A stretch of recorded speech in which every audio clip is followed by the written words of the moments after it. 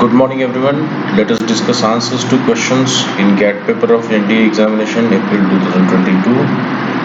I am having with me set A of the question paper. So let's begin without wasting any time. The first 10 questions are based on spotting errors. And question number 1 is a company of 5,000 soldiers. In the first part itself, there is an error. The collective noun which is used here, company, is incorrect. Instead of company, it should be an army of 5,000 soldiers. A wrong collective noun is used here. So answer A is there. And question number 2 is, in question number 2, the error is in part C. Because, let's read the question first of all. Every person who believes in principles must stand up to fight for their convictions. So the subject here is every person, which is singular subject, and for the singular subject, the pronoun which is used here is incorrect. The pronoun is there. It's a plural pronoun. Instead of that, it should be his. So the correct sentence will be every person who believes in principles must stand up to fight for his convictions. So this is answer C for question number 2. Now let's discuss question number 3. The sentence is the Olympic Games reflects. Reflects is a singular verb and the subject the Olympic Games is plural. So there is no subject verb agreement and the answer is option A. Instead of reflects, it should be reflect because the subject is plural. The Olympic Games reflect. There is no need to read the remaining part of the sentence if you find the error in the first part itself. It's obvious, very clear, crystal clear we are having the question. Now question number 4. The principal of the school stressed the need for discipline. Instead of stressed, we can have stressed on or give an emphasis on. Okay, give a stress on. So there is an error here in part B of the sentence. So question number 4 is having answer B. Now question number 5. Failure is the stepping stone to success. Instead of the, we should have a stepping stone. So failure is a stepping stone. So we don't use the when a noun is used for the first time. A stepping stone. It should be indefinite article a. So our answer is option A. Question number 6. India's strengths are its diversity of culture and the spirit of tolerance in its people. There is no error in this question. Question number 7. Once considered ninth planet of the solar system, it should be the ninth. Ninth is a numerical adjective and it shows rank first, second, third, fourth. Whenever we are using these adjectives, we should use the before them. So the correct sentence will be once considered the ninth planet of the solar system, Pluto is today listed as the largest dwarf planet of the solar system. So for question number 7, our answer is option A. For question number 8, the greatest glory in life is to be able to realize one's dreams and ambitions without trampling on those of others. There is no error in the sentence. The sentence is grammatically correct. Now let's go to question number 9. To be able to manage one's anger is a reflection of an individual's psychological maturity. There is no error in this question also. Question number 9 also doesn't have an error. Out of 10 questions of spotting errors, there are 2 questions which don't have any error. Now the next question is question number 10. And the sentence is a honest mistake. Honest is an adjective that begins with a vowel sound. So instead of a honest, we should have an honest. Error is in part A. So our answer for question number 10 is A. Now let's discuss idioms and phrases from question number 11 to question number 20. Counting your chickens means being confident of success.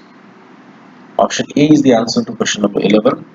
For question number 12, the icing on the cake means unnecessary addition to something more than what is required, what is needed. Option D is the answer to question number 12. For question number 13, a stitch in time means timely action that prevents a negative outcome. Option D is answer to question number 13. Question number 14, at sixes and sevens. At sixes and sevens means in a state of total confusion. Option C is the answer to question number 14. Question number 15. Talking 20 to the dozen. Talking 20 to the dozen means talking hurriedly and rapidly. Option A is the answer to question number 15. Question number 16. Under the weather means unwell. Under the weather means unwell. Question number 16 is having an error in question number 16 is having the answer D. Question number 17.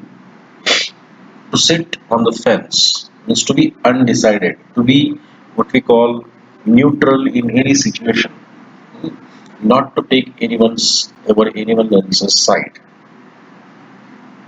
So option C is the answer to question number 17. Question number 18. Once in a blue moon means rarely. Option C is the answer to question number 18. Question number 19. Through thick and thin means through difficult times. Thick and thin का मतलब होता है difficult times, मुश्किल हालातों से गुजरना. Through thick and thin means through difficult times. Question number 20. Like chalk and cheese, it's very different from each other. If two persons are different from each other, they are having different qualities or different behavior or different nature. We can say they are like chalk and cheese. Means they are different from each other. Now let's discuss ordering of words in a sentence, which is also known as jumbled sentences. And this is they are from question number 21 to 30. Here we are having an answer. Option B is the answer in question number 21. Question number 22. Its answer is option B. Question number 23. Its answer is option C. Question number 24. Its answer is option C. Question number 25. Its answer is option B.